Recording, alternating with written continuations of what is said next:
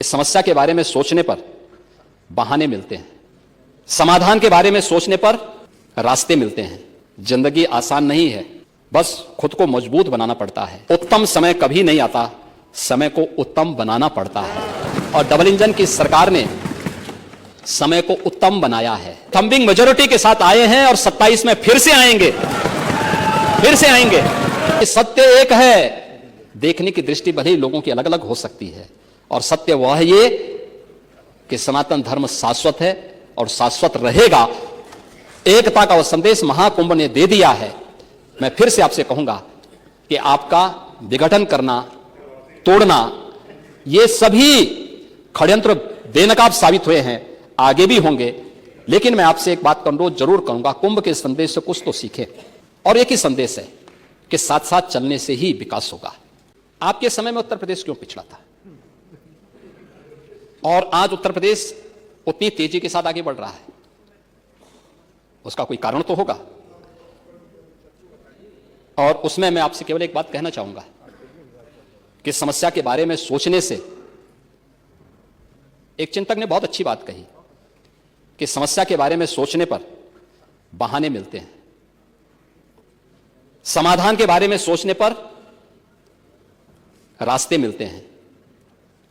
जिंदगी आसान नहीं है, बस खुद को मजबूत बनाना पड़ता है। उत्तम समय कभी नहीं आता, समय को उत्तम बनाना पड़ता है। और डबल इंजन की सरकार ने समय को उत्तम बनाया है।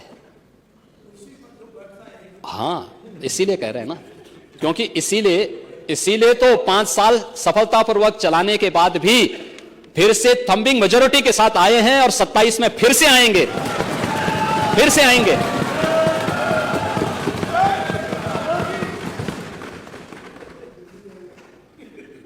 और इसीलिए मैं आप सबसे कहना चाहूंगा कि कुंभ के बारे में आपकी जैसी दृष्टि थी वैसी सृष्टि नजर आई।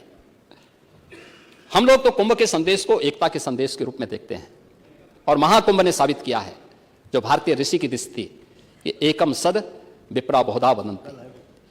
यह यानी सत्य एक है, देखने की दृष्टि भले ही लोगों की अलग अलग हो सकती है, और सत्य वह है ये कि सनातन धर्म शाश्वत है और शाश्वत रहेगा।